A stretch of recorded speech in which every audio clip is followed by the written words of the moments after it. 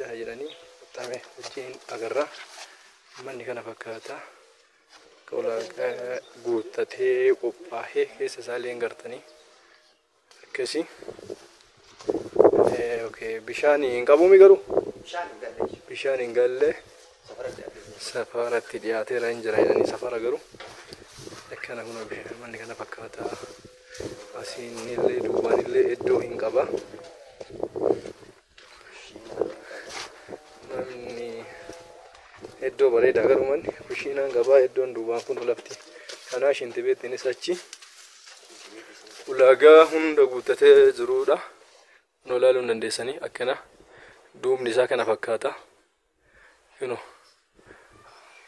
Keessa illee isinitti agarsiisaa.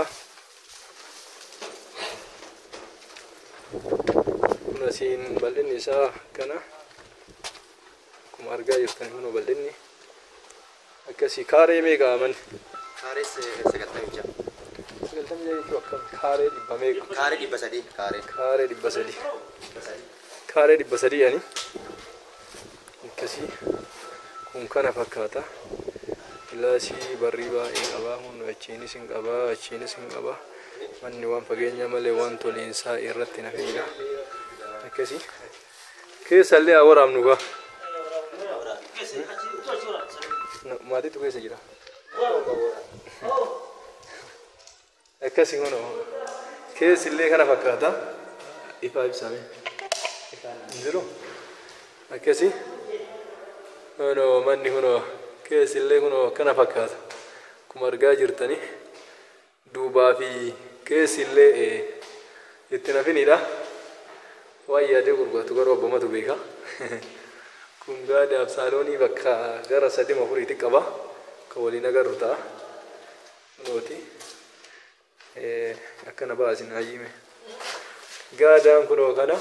Gaadaanis seeftee eeggate. Atta eeggatan. Nagaami. Daaddi yoo isinillee Ameerikaa isin erginu waluma. Nu eeyyamanii. Manni kana kunoo akkasii. Keessi akkasii.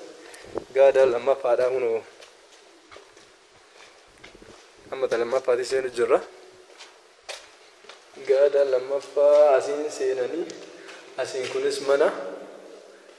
Ishee asiinis kunooti. Hanjira iddoon kutaa garaagaraa hin beekamne qaba. Maashaallah fayyaa isaa kennu waan inni. Falfaltuun illee yoo jiraatte warra ilaalu kana keessa ija ishee qabu. Manni mana dhiirtii hojjattee mana dubartootaati miti. Akkas abbaa rabbi isin laaffisee bitachuu qabdanii kun daandii illee gadi ba'ee isinitti agarsiisa. Bakka kunis asiin qulfiin qabu.